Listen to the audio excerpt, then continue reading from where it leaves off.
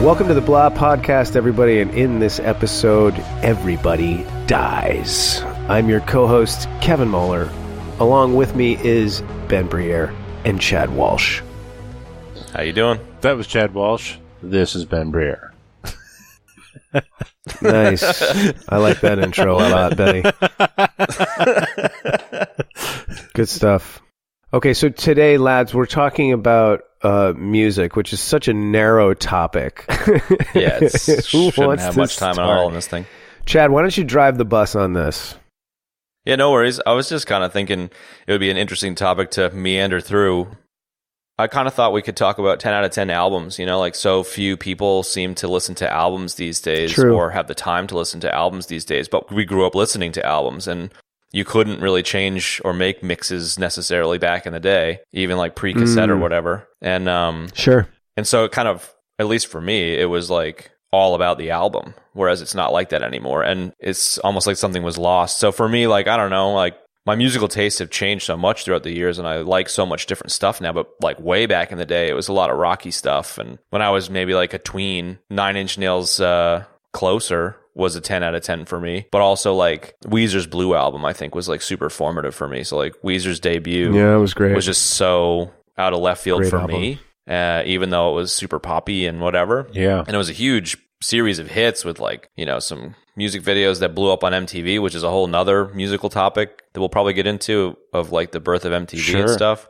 But yeah, Weezer's Blue album just like blew me away. And I just remember like listening to it nonstop. And then as I got older in high school and like started drinking and partying and stuff, like the amount of times I'd come home like shit-faced drunk and like sit in the car in the driveway with the volume turned all the way up before I went inside to like kiss my mom goodnight and like hopefully not smell like, you know, rum and just like blast Only in Dreams or something and just like sit there just like so stoked, you know, like Yeah, totally. For me, like the Blue album was just such an amazing album. And to be blunt, like I don't particularly enjoy any of their other music. Like I could give two shits about the rest of their discography, unlike a lot of other artists that I like. But the Blue album for me just blew me the fuck away. That's too bad, man. They got a lot of great albums, actually. That's what I've heard, but I've just never, I don't know, maybe it like just captured, it was like lightning in a bottle. Like it was the most perfect thing for the perfect time that since then I've just kind of, any other stuff just hasn't connected in the same way. So I just listened to other stuff. Yeah. No, I get that, man. I'd be more interested in talking about 9 Inch Nails, but yeah, that's fine. We can talk about 9 Inch Nails. What about you, Benny? Do you have a thought on a 10 out of 10 album? Wait. I thought you were doing your top 10 albums. No, a 10 out of 10. Oh, no.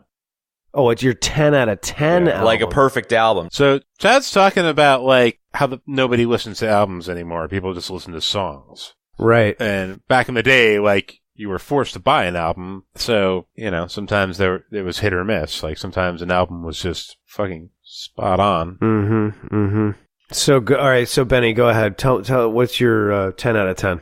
Yeah, put me on this fucking spot, you asshole. What? It's your turn, dude. You knew this was coming?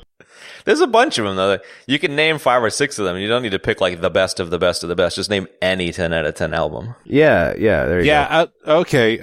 So one that was for me, like probably like around the same time in your life, Chad, that the Blue album was big for you. Like for me, you know, when I was that age, definitely Blood Sugar Sex Magic by the Red Hot Chili Peppers. Oh, totally. Oh yeah, that's really good. Was a huge album for me. Like, you know, I wasn't a huge Chili Peppers fan until like Mother's Milk came out, and I was like, all right, I really like these guys. They're interesting. And not long after that, Blood Sugar Sex Magic came out, and it was just, that album was like start to finish, you know? Yeah, such a good album. So good. Start to finish. Just amazing. Like, just so good. So good. Rick Rubin producing it, and it was just like, that was like the peak for that particular arrangement of musicians, you know, like when they had John Frusciante, and man, it was just, what a great album. Yeah, it was a perfect album for sure. It's a super controversial thing, but like, I also like have such a soft spot for One Hot Minute, but most people I know like don't really have any time for that one, but I love that one as well. It's a different arrangement, you know.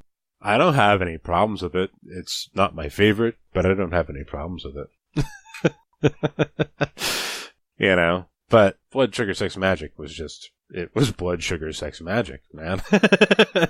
Yeah. It was exactly that. Yeah, no, that's well said, man. It was really good like that. I'll go on record as saying I think that's one of the best albums that's come out while I've been alive, you know? Yeah. Yeah. At least, or while I've been alive and old enough to, like, really form an opinion about something and not just sort of be subjected to it. Yeah, exactly. And then thusly feel nostalgic about it, you know? Yeah. Yeah. But yeah, we can get into that, but I think people who have heard that album know what I'm talking about, and if you don't like the Red Hot Chili Peppers, then you don't, and that's fine too. There's no argument. There's no argument. If you don't like Red Hot Chili Peppers, then you can just push stop now. No, if you don't like them, you don't like them, that's fine. What about you, Mulvey? Okay, I'm going to go with a couple of albums that I think are in that sort of class, you know. Some are old, meaning out of my, range of my lifespan, but I still think that they qualify. So I'm going to say first Rage Against the Machine. Fuck yeah. Really love that album. That album just for me, especially being the elder of the three of us, like when that hit, man, and all that stuff was hitting, it was just a great time. It was a perfect time for it to come out. It's just great end to end. The whole thing is just awesome, man. I mean, you can't deny it. There was nothing like it out there. I mean, they were really giving the middle finger to the man.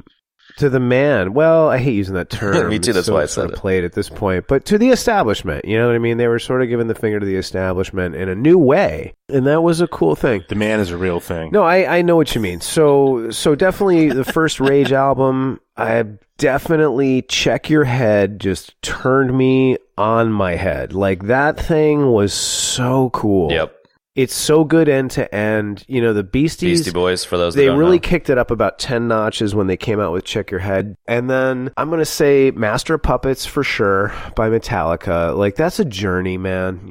That's a great album, end to end. It's so good, Yeah. I'm also going to say Animals by Pink Floyd. I know that's a great one. Benny is not a huge Pink Floyd fan, but like I am a Pink Floyd fan, and like I think Animals is that's great. A great album. It's such a journey. It's just so musically rich, And then I got to throw out one by my favorite band. So I'm going to say I feel like it's a little hackneyed to say this particular album, but I'm going to say it anyway. Moving Pictures by Rush. It's my favorite Rush album. It's great end to end, man. It's just so good, man. From Tom Sawyer to Vital Signs, it's just great, man. God, it's just so good, Red Barchetta, man. Yeah, Red Barchetta. Masterpiece. Camera's Eye, Witch Hunt. Witch Hunt is one of my favorites, Vital Signs. I mean, they're all great, so those would be my five that I think are just great end to end. But I mean, I could go on, man.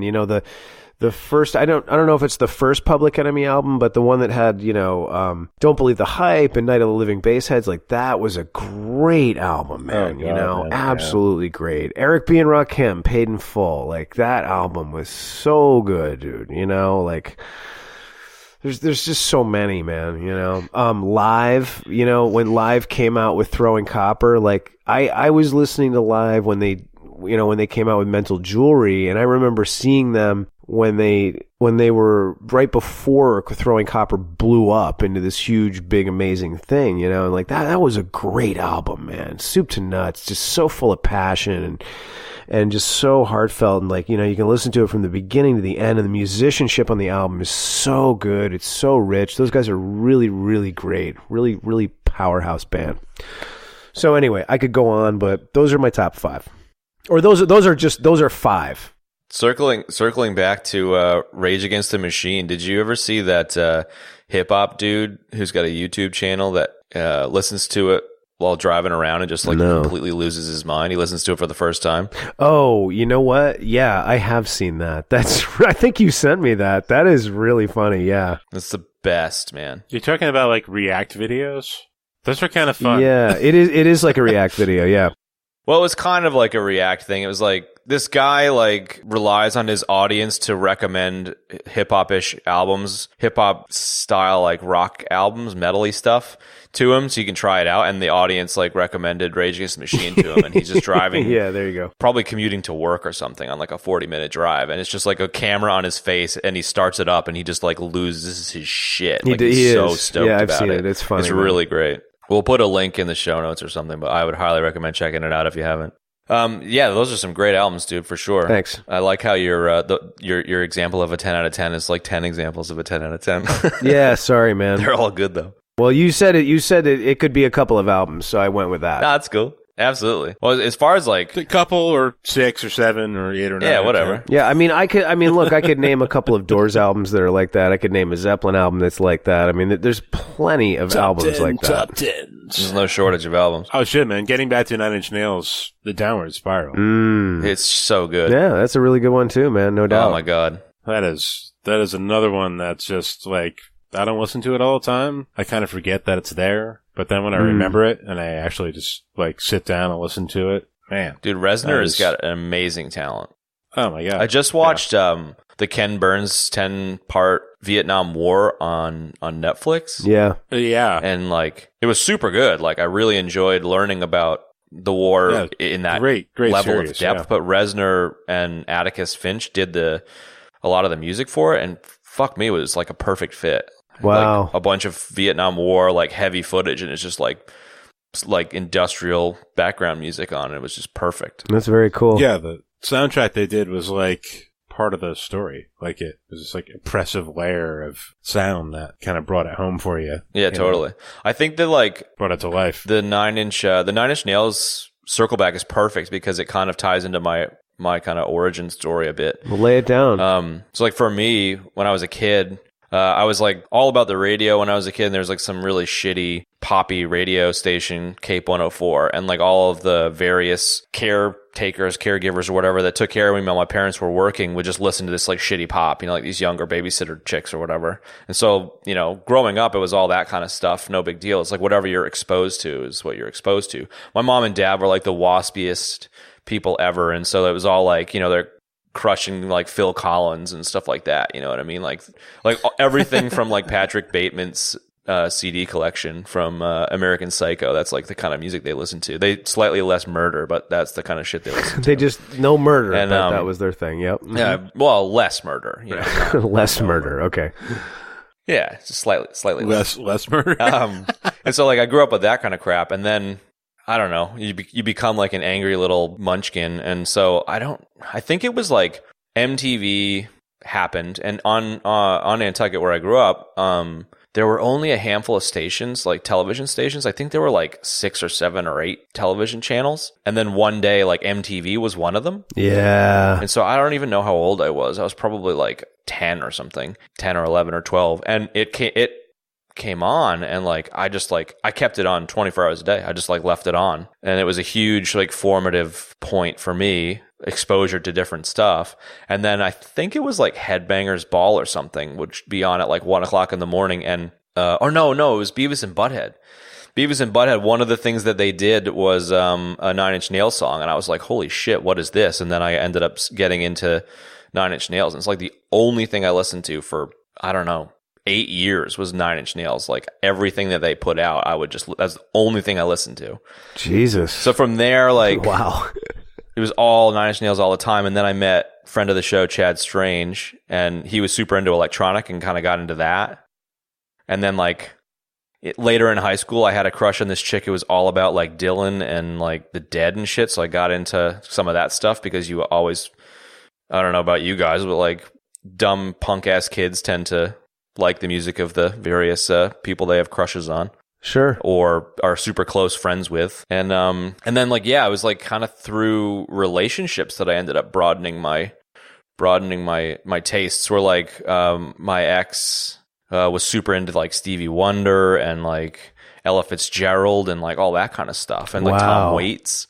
And so just getting exposure to like such broad swaths of music, for me, it's almost like the various people that have come into my life have brought like their musical libraries with them, and I end up picking up a lot of stuff. And I feel like as you were mentioning earlier, Benny, like that isn't as much a thing for me now because streaming is so all over the place that exposure to music now is almost just like by randomly algorithm generated playlists as opposed to like people bringing it into your life, I guess.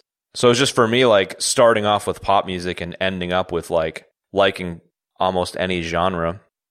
It's a super interesting journey, and you end up, you know, instead of just being the kid who only listens to Nine Inch Nails, like now I have such a respect and appreciation for so much different stuff. Right. What about you, Benny?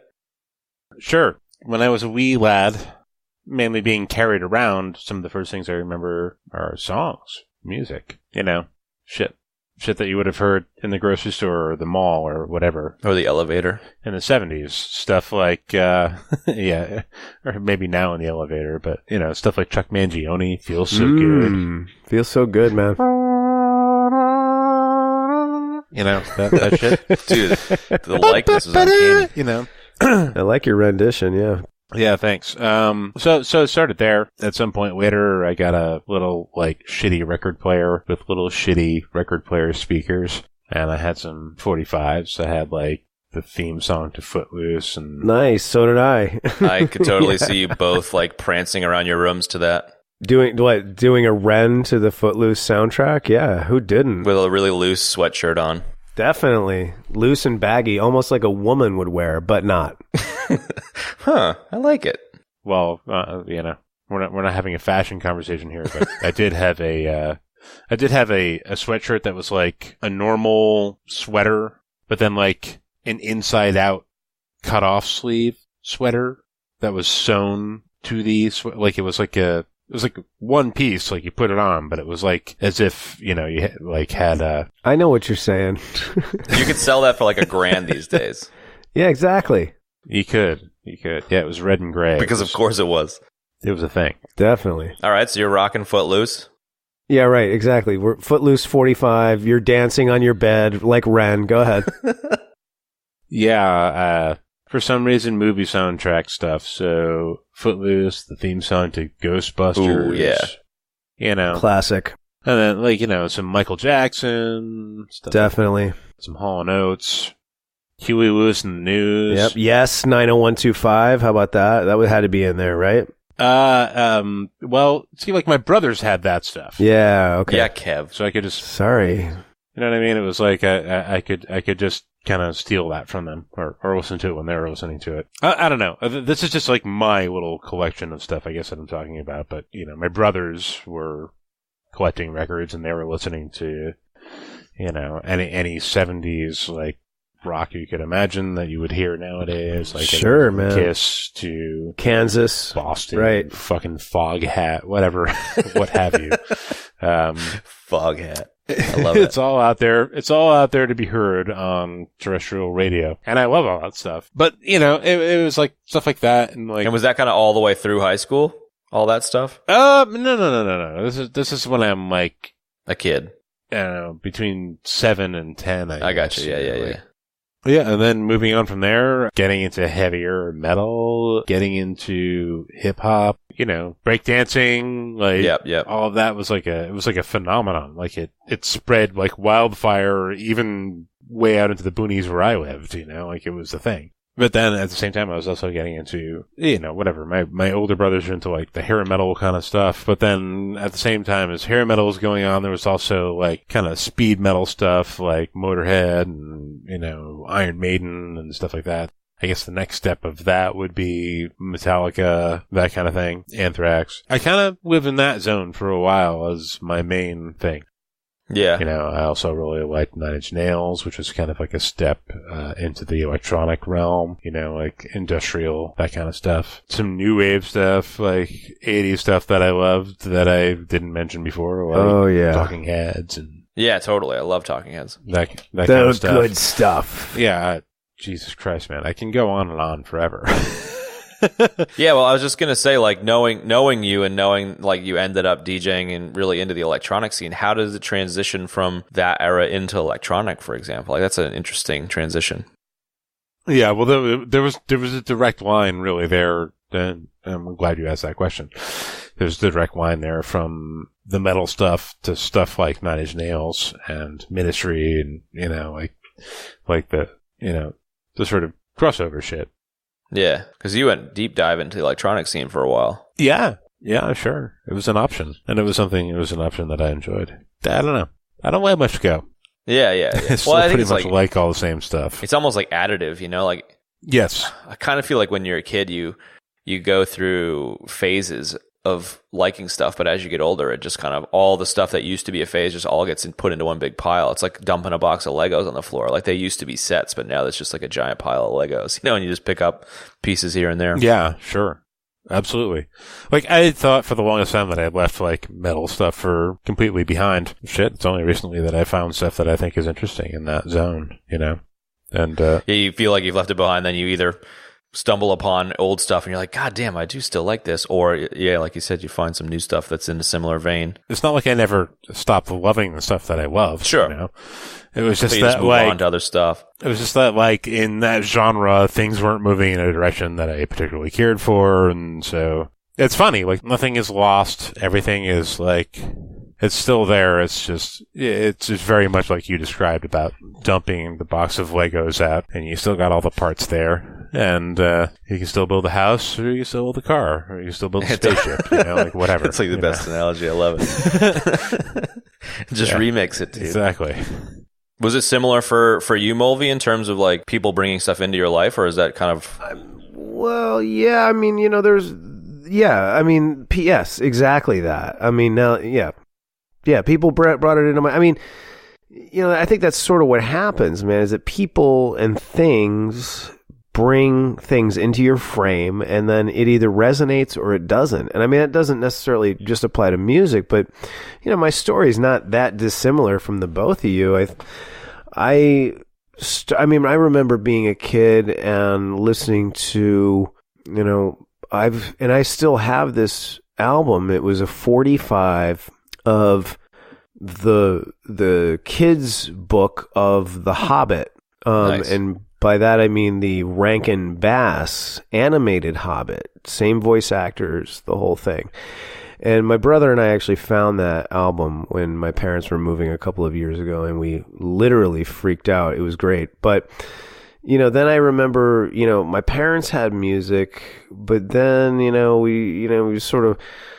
You get exposed to like things that were popular, and I remember one of the first ones we had was Thriller, man, Michael Jackson's Thriller. And then I remember one Christmas my cousin gave me, so my cousin is a musician, and he's been in a couple of high profile bands, and he was a rocker, and he was 10 years older than me, so he gave me a copy of Yes 90125. And Owner of the Lonely Heart, man. And that's such a good song, man. That's a great album. Talk about a great album, soup to nuts, man. Like, that is a great album. And he gave that to me. And of course, when you're young, you don't have the appreciation. You really don't know what you're listening to. Yeah. But, it got in there, man. That got into the fold. And then, as I got a little bit older, a couple of friends of mine, they had older brothers, and we used to like ride around with them when they felt we were being cool enough to do so, and like they introduced me to Rush and Public Enemy and Eric B. and Rakim. Like, those three in particular, like, really just resonate hard through my teen years as like, stuff that I listened to all the time, stuff that we got into, and then of course, Metallica, Master of Puppets. I mean, these are all things that I named before in my list there, my sort of 10 out of 10 albums list. But Metallica was kind of an outlier. How did that come in through those guys? I don't remember how that came in. I don't know. People were just like, they were just listening to like whatever was cool, man. And I was just trying to be cool, so I just listened to whatever they told me was cool. I mean, like, yeah, it's true. It was quite popular around that time, dude. Metallica, believe it or not, Metallica was cool at one point. Well, they're just like they seem like a bit of a mess these days, like, and they spend like a lot of time in therapy. But like back in the day, Ride the Lightning, the first album, and then Ride the Lightning, and then Master of Puppets, the Black Album, like Injustice for All. Those were amazing albums, man, by an amazing band. So, at any rate, like, I got exposed to that through friends, brothers, older brothers that were listening to all this cool stuff, and then from there it just kind of went wherever. I mean, it was like, Primus and Rage, and then, Blood Sugar, Chili Peppers, and, Jane's Addiction to a lesser extent. I was super into Soundgarden, man. I really loved Live, and I got into all those bands, all those like quintessential early 90s bands. Yeah, those 90s bands, those are the anthems of my youth, man. And then Stone Temple Pilots. Did you say Stone Temple Pilots? No, I didn't say Stone Temple Pilots on purpose because I wasn't crazy into them. I love them now, but like when they came out, I thought they were sort of ripping off other sounds, and I was so young and like angsty, and I was like a purist, man. I was like, they're just ripping off Pearl Jam, bro. It's not original, man. That's funny. That's sort of how I felt about them. I always thought they were more of like a Zeppelin kind of band, even though like, the first stuff that came along, like, Scott Weiland was kind of like he was singing low and he kind of sounded like Eddie Vedder, like people were like, oh, they're like a Pearl Jam ripoff, and I was like, no, they're not at all a Pearl Jam rip. They're totally different, like I get it because, like Scott Weiland kind of sounded like Eddie Vedder at the time, but yeah, it was just like a poor choice on his on his count. And then like literally like months later, they were doing a cover of Dancing Days. Right. Like, right. Totally, man. So after the 90s-y kind of rock stuff, where did it go? Yeah, I want to say too, like, because this is important, like, it's funny, like, you're sort of, at least, for us, like, our generation, like, you were very defined by the music you listened to when you were younger. Absolutely. That sort of delineated, like, who you hung out with, how cool you were, like, all this sort of thing, and it was extremely important. But then as I got into my 20s, I really got into swing music, like big band swing, and I got into swing dancing. Was that when that was like blowing up, like the Boston? Yeah, it was. It was right about the time it was blowing up, and then I remember the movie Swingers came out, which featured that sort of music and dancing, and like I just was super into that, and I was into it at the same time that I was still into all my other music. But all that stuff sort of took a back seat for a while. And then as I got into like, year 30 of my life, like then it just became a free-for-all. I was like, I think I realized like, as you grow up and you get comfortable in your own skin and you understand your own mind more, you just realize that like it's all good music. Like it's not that any of what you listened to before is bad or uncool now. It's all good. And then I just started listening to everything, and I listen to everything now. Like my rule now is, there's great music in every genre, and there's garbage in every genre. You just have to dig around and find it, man. And I think that I'll listen to just about anything. If it turns me on, I'm into it. If it doesn't, I don't. I'm not a big fan of the new hip hop that's coming out. I think it's severely lacking in a lot of things, but. You're not into the mumble rap? The mumble rap? No, I'm not at all. I was just the mumblers. I found some really good hip hop recently that's new. But I agree with you. Like you got to dig really, really far to get it. You get it real deep these days on hip hop. But like, I mean, so yeah, I just at that point I listened to anything. It was like West Coast hip hop, East Coast hip hop, like anything, rock, anything that was good, man. And then there were bands that like, I was a huge Smashing Pumpkins fan too, man. I remember when Gish came out. I remember when one of my girlfriends gave me Gish when I was a senior in high school, and I just was like, wow, this is the most weird and incredible thing I've ever heard, So I think that like, my taste just ultimately became like anything and everything. As long as it's good, I'll listen to it, man. Like my kids will play me stuff today that I don't like a lot of it, and then they'll play me a track and it sounds great, and I'm just like, yeah, this is cool. I like it, whatever. How do you deal with the like paralysis of choice now? Like it's so hard to like choose. Great question, man. I mean, I can't really answer it in terms of music. I have to answer it in terms of films because that's what I love doing the most, and that's what I spend the most time doing. In any free time that I have, is watching TV or film, and like with TV and film right now, especially. TV, we're in the golden age of television. I mean, if you can't watch it, even if you wanted to. You can't, exactly. And I've said this on my other show, like, if you just watch the cream of the crop of television right now, you still can't keep up with all of it. Like, the best of the best of the best, there's still too much in the best of the best of the best category in TV.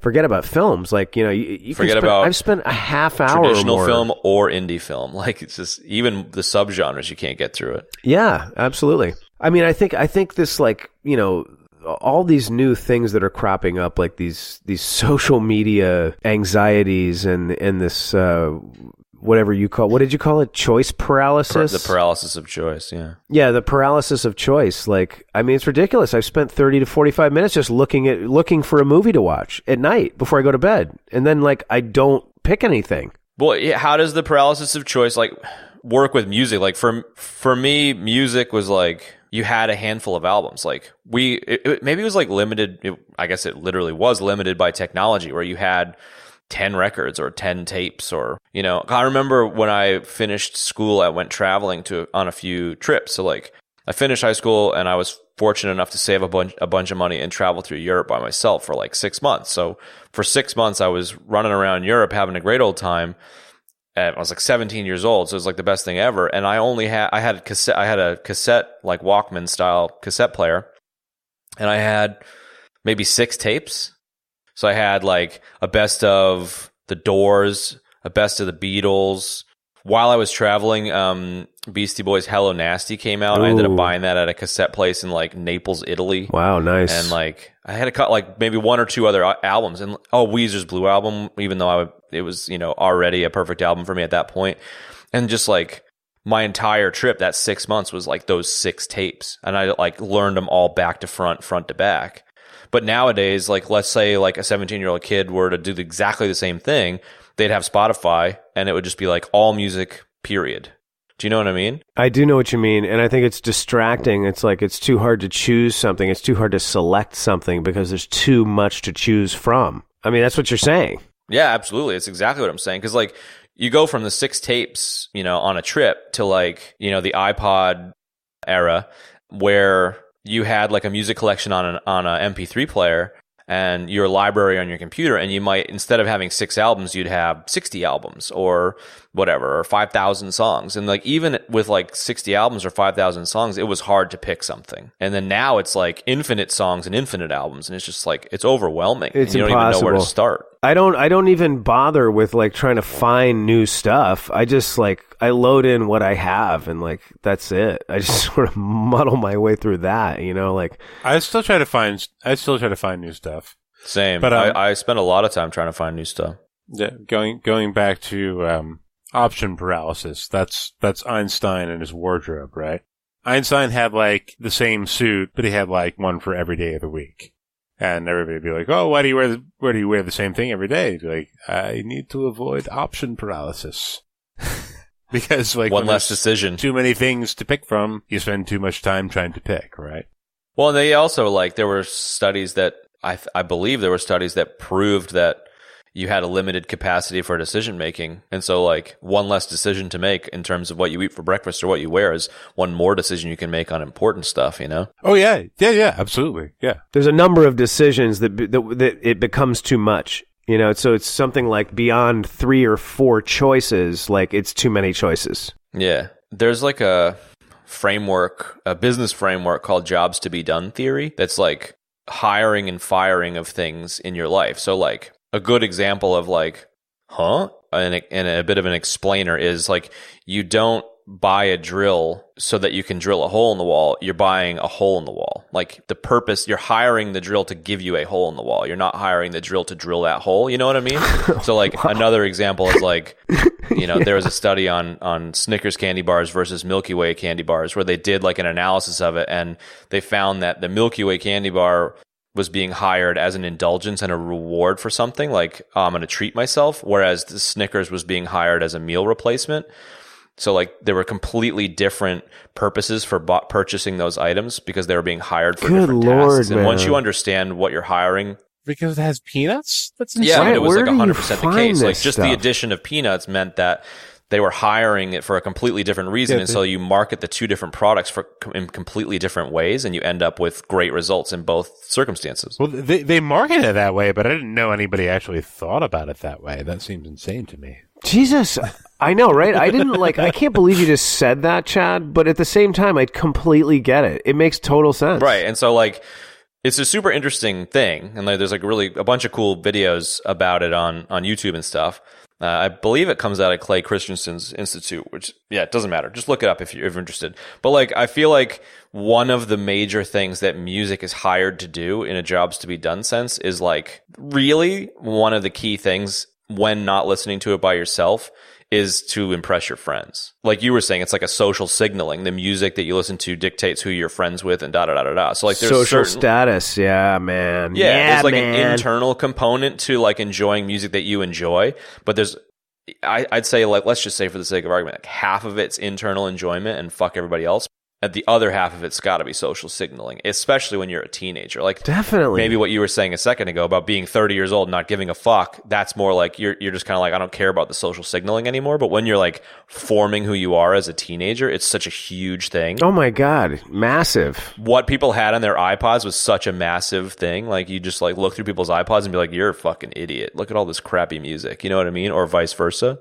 I think it was, but is it still? I don't know. Is it really still? I don't know if it is. Like, I think, like, because it's algorithmic, like, I guess you get sorted by the algorithm into buckets where they recommend certain things. But I would be really curious to see where it sits. Like, I'd almost, like, one of the things you said a second ago, Mulvey, really resonated with me, where like I asked about paralysis of choice in music and you immediately changed the subject to movies, which is a great example of like music is way less important to people now because we have so much more other things we can spend our time on. Yeah, wow, that's true, man. Yeah, totally. So like it wouldn't surprise me if music just isn't a thing for people that are younger now, because rather than listening to an album, they're going to be on Snapchat or talking to their friends via social media or playing Fortnite or something, you know what I mean? Like, I know I'm jumping all over the goddamn place here, but there was an interview with Reed Hastings. Reed Hastings, the CEO of Netflix, was saying that Netflix's biggest competition now, like,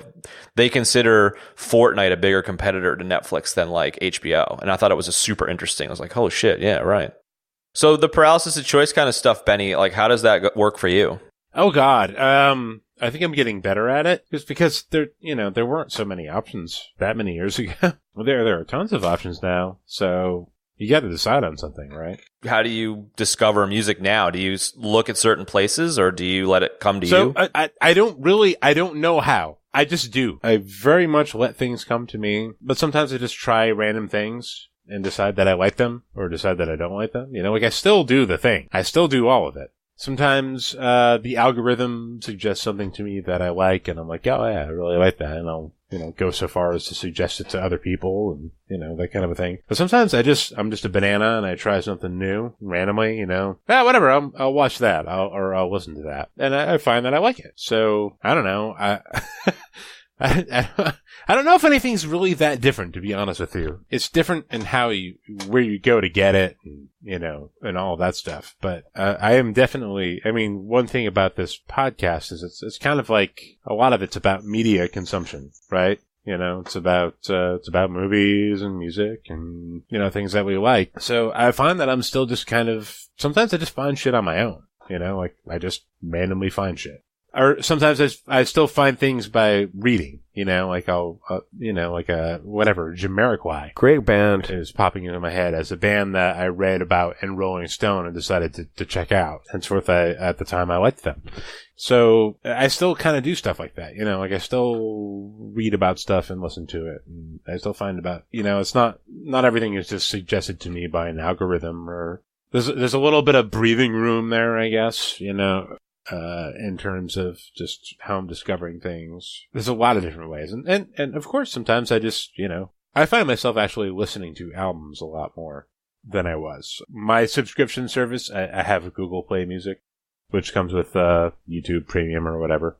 So it's a decent deal. I think, Benny, I think that you're right, man. I don't think it really has changed. I think where you get your music from has changed, but like, I know that, like, my kids, they're, like, 10 and 12, my older two kids, and, like, I guarantee it. It's like they're getting, their friends are saying like, oh, listen to this. You know what I mean? It's the same as it was when we were kids. You know what I mean? Like, yeah, that's still happening. Yeah, exactly. And it's like, I mean, I'm not discovering a lot of new music these days. I'm not really caring about that. But like, if you were like, oh, hey, you should check this out. It's really good, man. I would probably go listen to it. Oh yeah, I could tell you like 5 or 6 different things right now. And that's the same as the way it was. Like, oh, I like that. I know you would. I do. When I came, I was living in San Francisco for a while, and I had some like a business that I was doing with some guys that didn't end up going so well, and I needed to go back to Nantucket, where I grew up, to make some coin. And when I was back there, I was working with Ben and a bunch of our other friends at some job sites, and I remember Ben, like you and Dan and others. I think Eric was in your guys' band at that time. Like, you guys introduced me to a bunch of music that you guys had all been listening to on the island at the time, that because I was in San Fran, like, I wasn't exposed to. And it was like a super interesting little, like, airdrop of a handful of things, like what was it, Of Montreal, for example, like when you guys were listening to all that kind of stuff. Like, it's just super, super great to be able to like jump to a different geography, and like you land in a group of 4 or 5 people that are into music, and they're like, oh, we're listening to this right now, and it's like, I've never heard any of this stuff. It's super great. Yeah, I think it's still there. I think there's still the word of mouth element, like, kind of a thing. Like, I can't tell you, like, okay, so I'm going to give a plug randomly to. There's a band that I like called Baroness, and I've recommended them to several people who have been like, I'm kind of getting back into like metal lately, like I'm kind of getting back into heavier stuff, and like, I don't know, like a lot of the bands like that kind of sound like boy bands with like heavy music, like, I don't know, there's something weird about it, and I'm like, yeah, I know what you're saying. There's a lot of that shit out there. There's a band that I really like called Baroness. They're from Georgia, and they kind of sound to me like maybe like old Metallica or something. I like that. There's a lot of like really juicy instrumental parts in their songs that are like really melodic and cool, but like really fucking heavy too, and the vocals are like gruff, but they're kind of melodic too, like, so that's one of the only ways I can really explain it. But they're really homespun and sort of underground, and lo and behold, I have thrown this out there to the wind to people who've been like, oh, I'm kind of into heavy stuff lately, but I don't know, like, there's not a lot of stuff that I really liked. You have something that you like? Yes, Baroness. And it's only recently that like those seeds have come back. Like, my friends have been like sending me text messages like, I finally checked out Baroness. They're fucking awesome. That's awesome. So that stuff is still out there, and I'm just using them as an example. And Baroness is amazing. They are outstanding. Heavy as fuck, but really melodic, and lots of great shit happening, like with harmony and instrumentation, great drumming and great lyrics, and like, it's all there, You can't go wrong. I would recommend it to both of you, and you'll probably come back to me in a podcast in the future and be like, yeah, awesome. Yeah, I'll check it out for sure. I'm definitely going to check it out now. I'll tell you what. Yeah. What about you, Mulvey? You got anything that you'd recommend? Wow, you know what? That's a great question. I kind of don't, man. I mean, when people recommend things to me, it's really more like songs nowadays. Somebody will be like, oh, this track is really cool, you got to check it out. Like that song by Portugal the Man. What's it called, man? I can't even remember the name of it right now. But anyway, it was a really good track. It had this kind of 60s kind of like, twist music vibe to it. It was really cool. It came out like a year ago. Like, that was really cool, but it's like, I didn't even listen to the whole album. I don't really care. Like, I don't have time either, so I don't know. I that's sort of what I get nowadays. So it's even hard for me to say like, oh, check this band out or check out this album. Like, this is amazing. Like, I don't know. I'm not really in that position. At least I'm not. I don't think I am. That's it. Yeah, that's the song right there. Yeah, that's the track. Yeah. Yeah, that's exactly the track. Yeah, I just recently wrapped up. Like, I'm taking care of my kid now full time, which is a whole nother topic. But I wrapped up a 9-to-5 job, an office job recently, where I was just like numbers crunching, and like, my eyes were bleeding from Excel spreadsheets all day. And the benefit of that was in the background, I had Spotify on, and I was able to just like crank through music and use it as a way to like make playlists. So I'd grab like I don't know, there was one playlist that was like a jazz hip hop playlist that some dude put together that had like 2,000 songs on it. And I just listened to the whole 2,000 songs and picked like the 30 that were good out of it.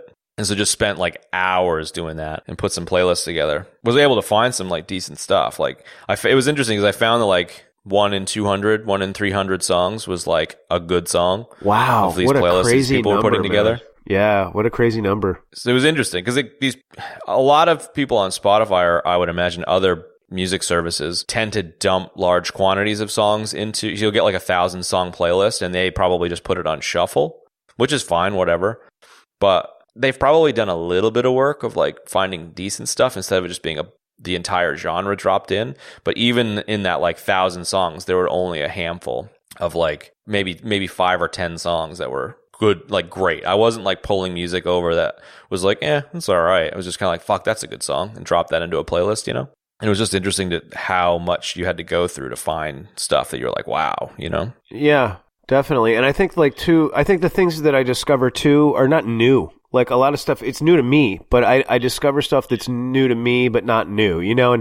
And one of the things I wanted to say before, kind of, you know, going back to the evolution of what how I listen to things now and what I listen to now, like one thing that turned into an influence too was, well, I started doing this in high school, was listening to soundtrack music, like scores from films. I really liked that a lot. And then I also, later on, I started pulling a lot of music from video games, man. So like, I can think two games in particular, man, that really turned me on to more music were Tony Hawk Pro Skater, that whole series. I used to play the new Tony Hawk every fall when it came out.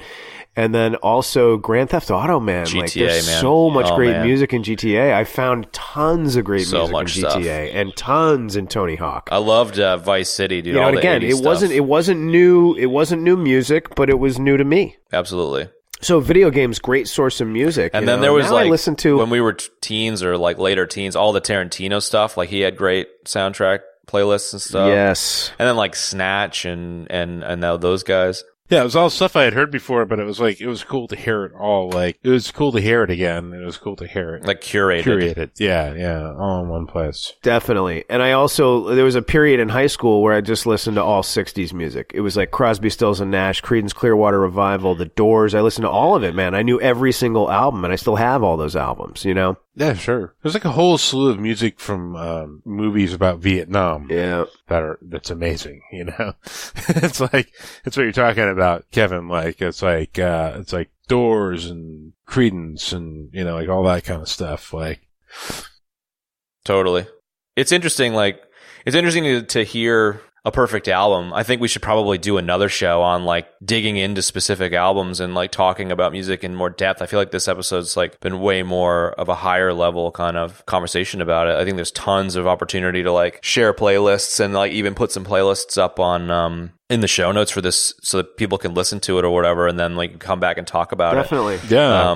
I think it would be much like we have episodes where we talk about movies or yeah.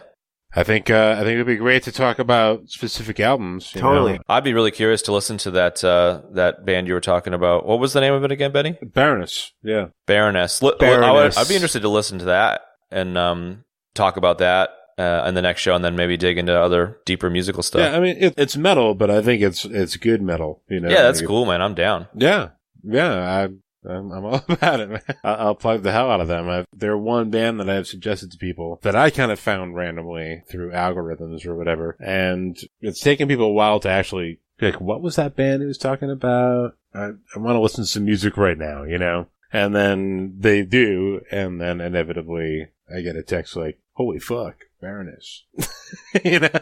I'm down, dude. Sounds good. Yeah, let's talk about that in the next part of this episode or whatever you want to call it. Yeah. It's almost like people discovering Ween or something, where you're like, it seems like there's like a hill that needs to be climbed, you know, like you recommend something that maybe is a little bit outside of somebody's wheelhouse, but you recognize like how good of a band. I think with Ween, the hill to climb is you need to find the song that appeals to you. Totally, because it's so all over the place. That's sort of like your Rosetta Stone. Yeah, totally. And then you can go and listen to all of it, and you're like, I get it. It's one, it's a particular flavor. Whereas Baroness is like, you just got to listen to it. And then you're like, oh, that's awesome. Yeah. Like it's simple. Mulvey, do you have a soundtrack, even if it's old or new, like that you think would be worth checking out? A soundtrack? What, to like a film? You were just saying like soundtracks are a big thing. I'd be really curious for you to recommend a soundtrack to listen to. I'll recommend 2. These are just off the top of my head. 3, actually, because I just started listening to 2 of them again, and they're old. So the new one from a new film, it's the soundtrack to Chef. Oh, yeah, man. I just watched that 2 weeks ago. With Jon Favreau. Like, that's a great movie, and that's a great soundtrack. It's got a great mix of different styles of music, and it's a soundtrack that's songs, like, actual contemporary songs, okay? And then 2 that are scores that are just great, man. If you put that on and you just go to the mall and walk around, like, it's just trippy, you know what I mean? That's Total Recall, the original, of course, not the new one. Really? With okay. Arnold. And then, again, with Arnold, the original Terminator soundtrack by Brad Fiedel. Listen to that. So good.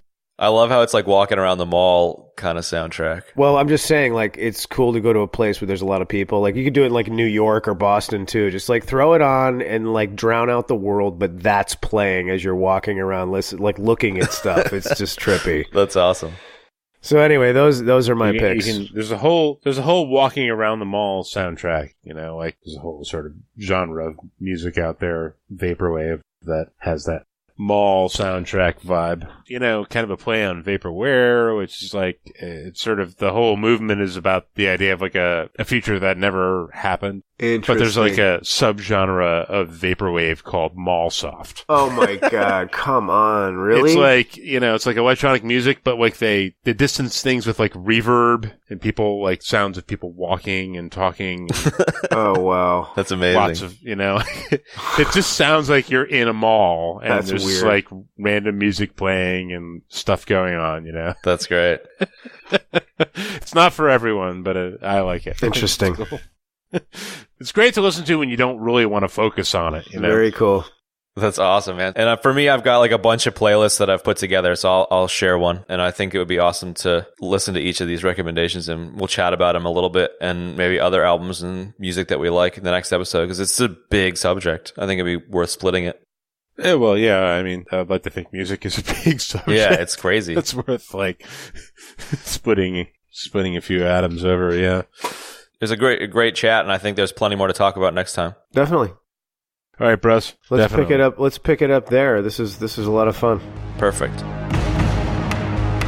And that's going to wrap up this week's episode. If you want to find links to the stuff we spoke about today, you can find them in the show notes in your podcast app of choice or at the website ebd.fm/2. If you have any thoughts on the show or an idea for a topic, hit us up on Twitter at ebdpod. You can find me at Mulverine on Twitter. That's MOHLVERINE. Chad is at ChadNormal on Twitter. And Ben is at Jarhigo on Twitter. That's JARHEEGO. Thanks for joining us. We'll see you next time, folks.